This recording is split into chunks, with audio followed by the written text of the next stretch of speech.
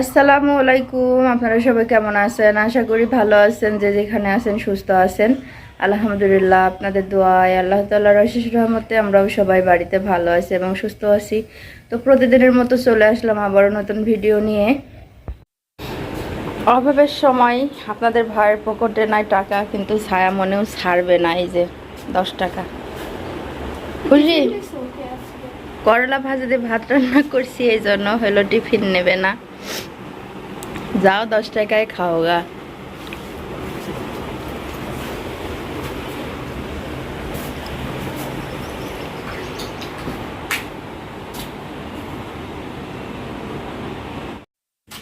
তো ছায়ামণি স্কুলের জন্য রেডি হয়েছে, আর তানভীর হইলো স্কুলে চলে গেছে।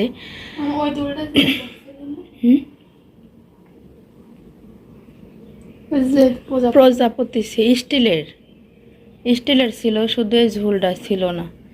তো ছায়ামণি সে দুলটার কথা কিন্তু ভুলতেই পারে না। ওকে হলো আজকে 2 বছর আগে তো প্রজাপতি একটা দুল কিনে আনছিলাম, সে দুলটা পড়তে পারে নাই, হারাই গেছে। তো প্রজাপতি খুবই পছন্দ, এই দুলটা দেখে আবার ওরকম মনে হয়েছে, তাই বললো কি খুঁজতে চাও এর ভিতরে?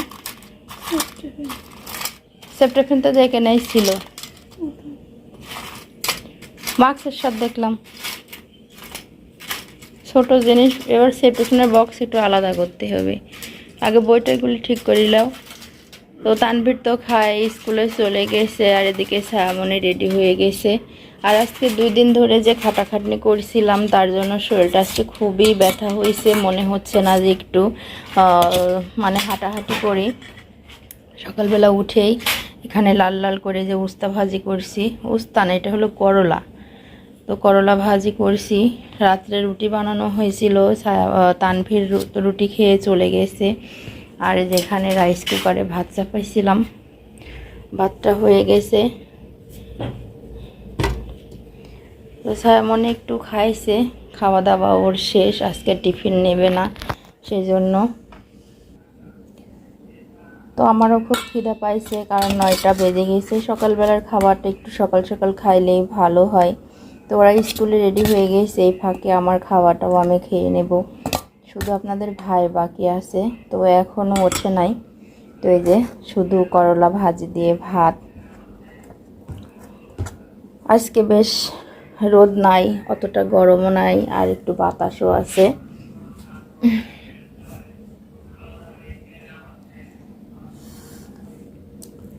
তো আসলে সকালবেলা করলা ভাজি দিয়ে ভাত খাবো। রাত্রে আপনাদের ভাই আরও পুঁই শাক নিয়ে আসছে, করলা নিয়ে আসছে, আর আলু তো কালকেই কিনা হয়েছে। বিসমিল্লাহ।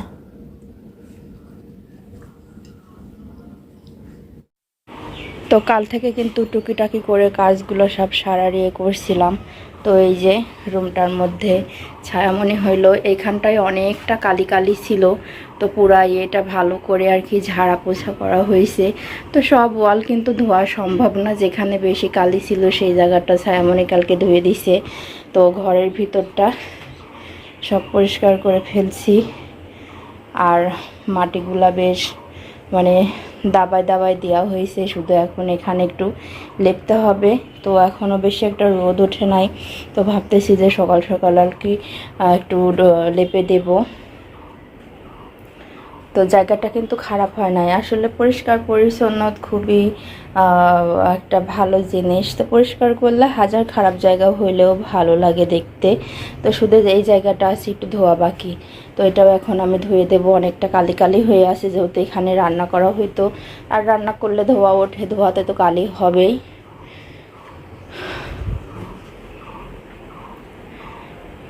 পুরাটা বেড়া টেরাগুলো দেওয়া হয়ে গেছে।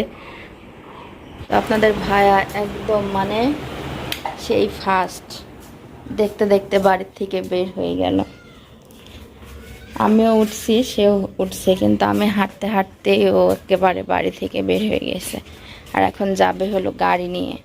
তো একটা ভাড়া মারছে, এ পর্যন্ত আর ভাড়া নেই, শুধু গাড়ি নিয়ে যাওয়া আসাই করে।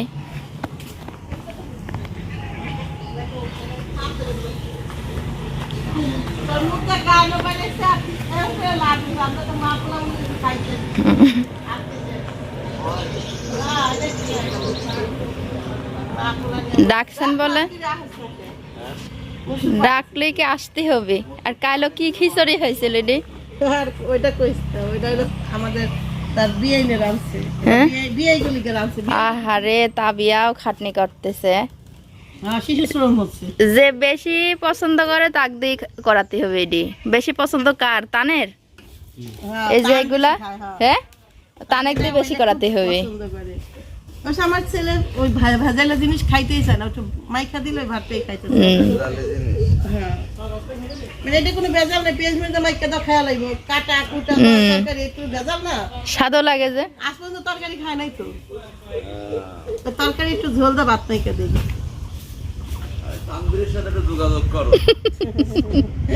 গোশ হইলে আর কোনো কথা নাই। আমার ছেলে মাংস 2 পিসে বেশি খায় না, আইস তেলে 2 পিস। আর আমার ছায়া তো পারাই না এরকম খাতে, ভালোই। কিন্তু আমার ছেলেরা দাও দোকানের জিনিস এনে দাও, চাইনি ভরপুর পেট ভরে খেতে পারবে। খাবার সুখ না, যদি চিকেন মিকেন নাই না দাও বাজার। তো কি খুঁটা হাসছো রে হাতের পার করি ছায়ার মতো?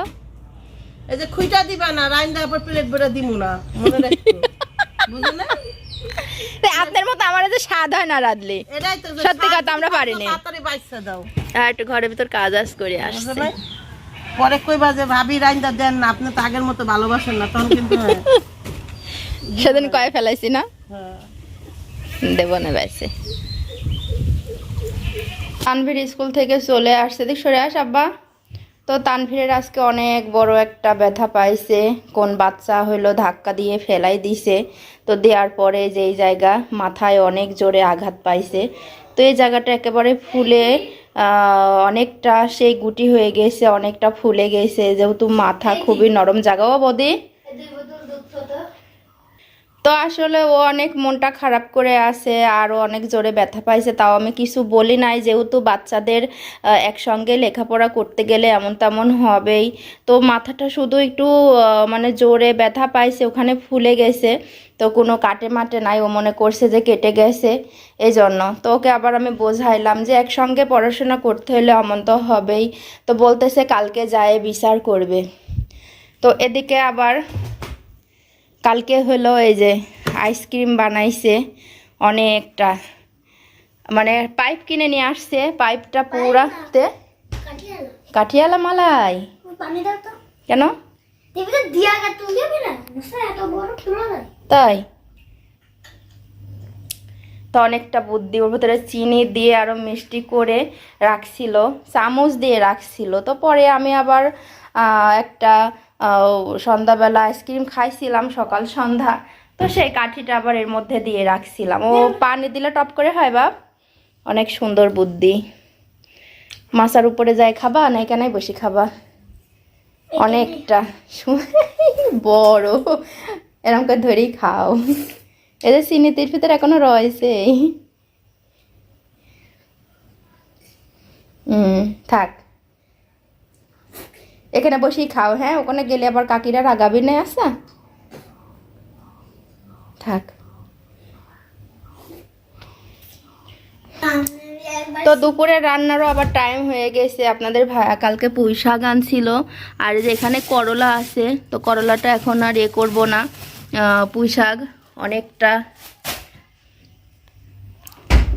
সেই রাত্রে নিয়ে আসছিল, তো আমি আবার এরকমই কাগজ শুদ্ধে রাখছিলাম।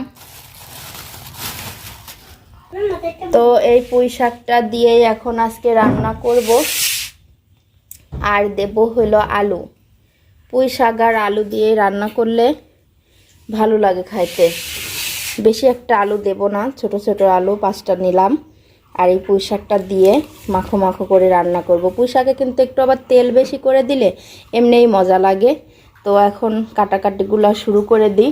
আবার পানি লিখছো কি জন্য? ওর মধ্যে পানি মামা ঠান্ডা পানি খাতে খাতে বার বলে পানি খাওয়া লাগে। বাইরে যাবি তে খাবি, থয়ে দাও আমি, হ্যাঁ পরে খাও নে। আবার আপুর জন্য রাখতে হবে, কাপ পরে যাবি বাপ। থাক, জিলাপি নিবে কালকে মা অনেকগুলা জিলাপি আর এই যে মেলায় থেকে খাবার দিয়ে গেছিল, সেগুলা আবার হলো ওগুলা কি নিবা? না দেখানো হয়েছে, তা থাক, ওগুলা সন্ধ্যাবেলা বসে খাওয়া যাবে। আরও ঘুরে ফিরে সেই মিষ্টিটাই খাচ্ছে। জিলাপিটা কিন্তু আমারও অনেক পছন্দ হয়েছে। এবার রাখো, ভিতরে অনেক গরম, তুমি বাইরে যাও, আমি এগুলো কাটি। প্রচুর গরম, যাও ফ্যানটা দিয়ে যাও, লাইটটা অফ করো। তো তেমন কিন্তু রোদ নাই একেবারে যে ঝকঝকা চকচকা রোদ বের হয়ে গরম হবে তাও না, আবার কেমন যেন মেঘলা মেঘলাও করতেছে, হালকা হালকা রোদ আছে। তো এর মধ্যে দিয়ে এত পরিমাণ গরম পড়তেছে সেটা বলার মতো না। তো এই যে দেখেন কি অবস্থা বাড়িঘরগুলার, ওইগুলা তো ওখান থেকে বের করে রাখছি, তারপরে হলো এই যে ওইখানটায় রাখছি কিছু রান্না করার জন্য চুলাটার পাশেই। তো এত গরমের মধ্যে আর এই রোদের মধ্যে বসে তো রান্না করা যাবে না, তো রান্নাটা করব একটু দেরি করে।